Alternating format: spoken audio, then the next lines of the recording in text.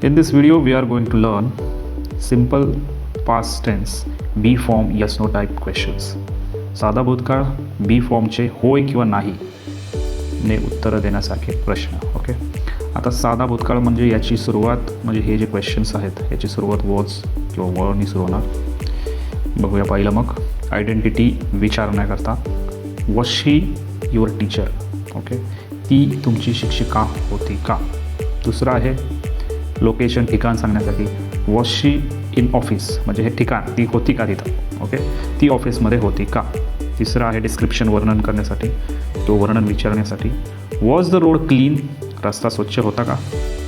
चौथा आहे emotion condition भावना स्थिती सांगण्यासाठी किंवा विचारण्यासाठी तर विचारतो आपण येस नो टाईप म्हणजे विचारतो. Was he nervous before interview तो मुलाखतीपूर्वी घाबरलेला होता का.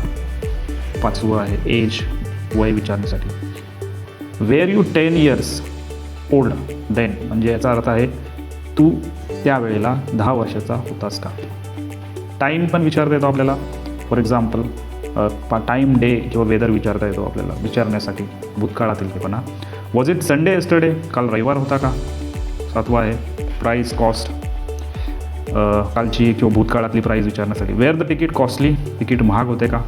सिच्युएशन आणि इव्हेंटबद्दल पण आहेत. Were we late for the program आपण कार्यक्रमासाठी उशिरा आलो का किंवा उशीर झाला होता का हे आहे. त्याच्यानंतर 9वं आहे अवेलेबिलिटी प्रेझन्स उपलब्धता आणि उपस्थितीसाठी.